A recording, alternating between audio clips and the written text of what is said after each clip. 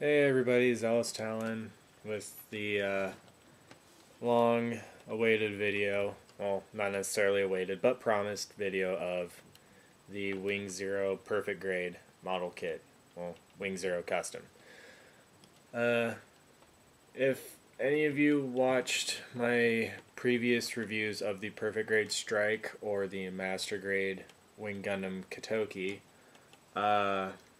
you might remember I was delaying this because I couldn't quite get the wiring to work. As you can see, I finally solved that problem with some electrical tape and, a few hours of tweaking. So, as you can see, there has to be wiring because there's two LEDs, one in the head, one in the chest. Really super bright, as you can see, much brighter than the Strike Gundam's eyes that I showed earlier.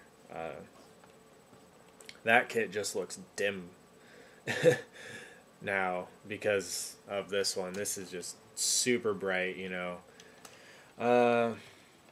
Anyway, I'll shut this off, save the batteries. Yeah, big difference. This thing was my first perfect grade kit ever. Took forever to build. It seriously took.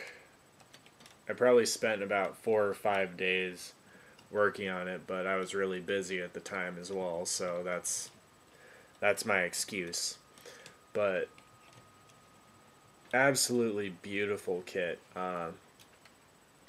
I mean, the Wing Zero is custom is just a cool looking mobile suit to begin with. I mean, not my favorite even from Endless Waltz, but definitely a good looking design.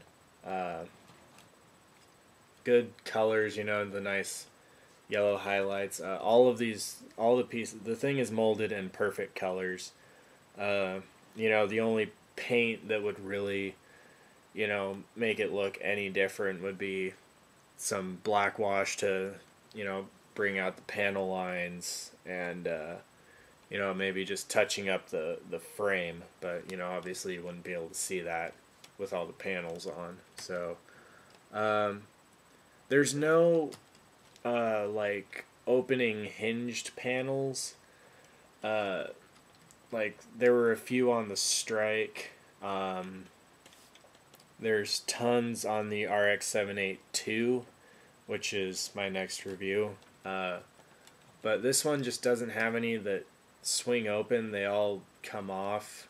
Some of them you can only get off though by taking apart some of the frame, which I thought was really weird that you would have to do that. But that's my favorite one to just pop off is the one on the arm. Can really see there's some well, you can't really see anything because this camera sucks at picking up lighting and bad resolution, but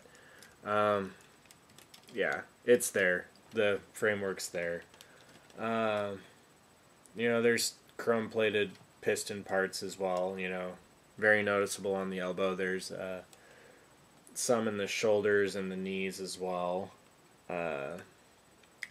A lot of actual real metal die-cast parts.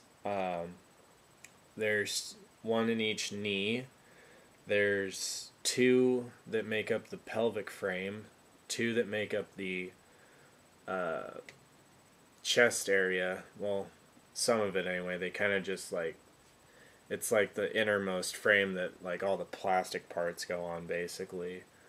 And then there's two double-ended ball joint parts, one for the waist and one that holds the legs together.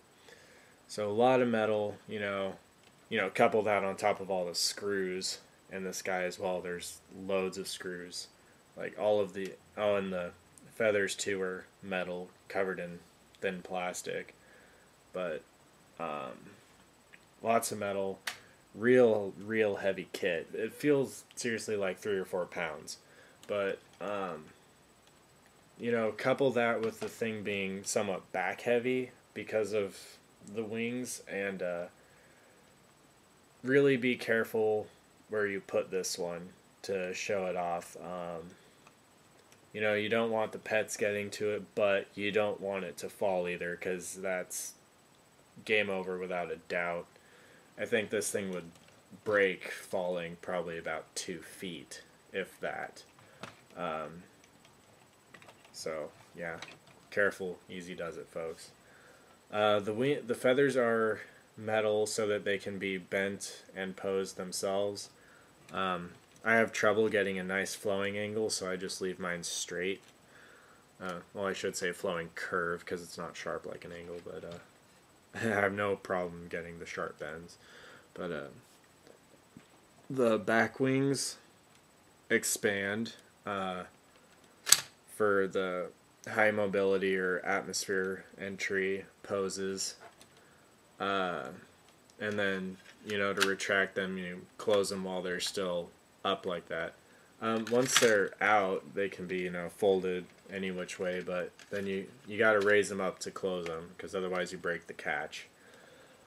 Yeah, the legs like to spread apart quite a bit too, because the kit is heavy. Weapons wise, he's got the shoulder mounted machine cannons, which are molded with the 4 barrels inside. You can kind of see it right there.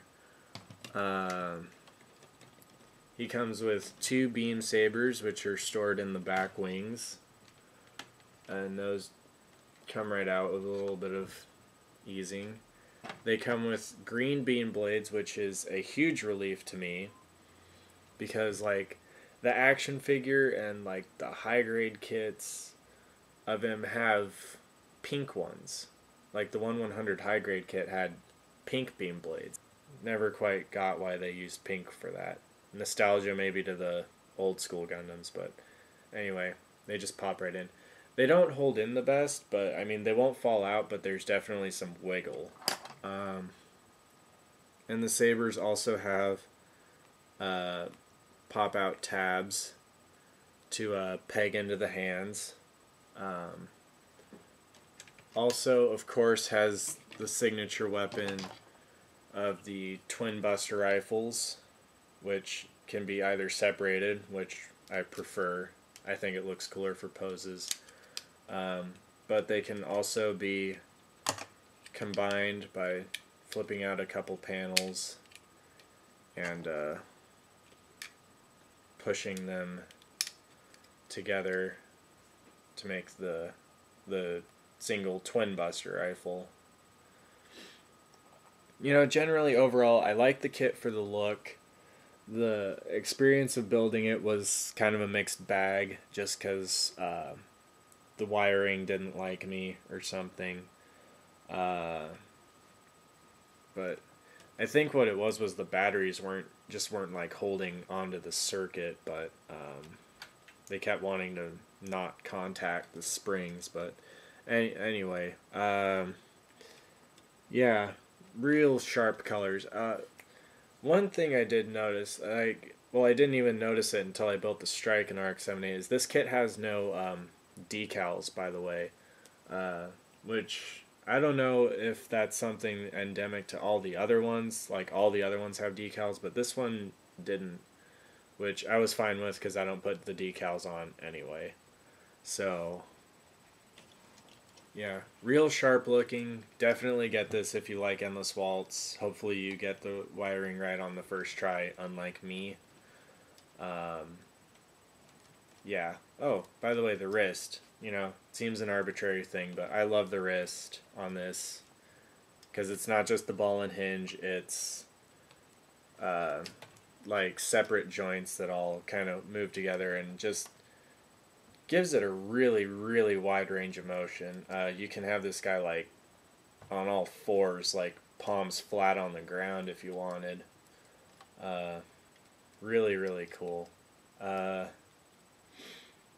Yeah, definitely get this if you like Endless Waltz.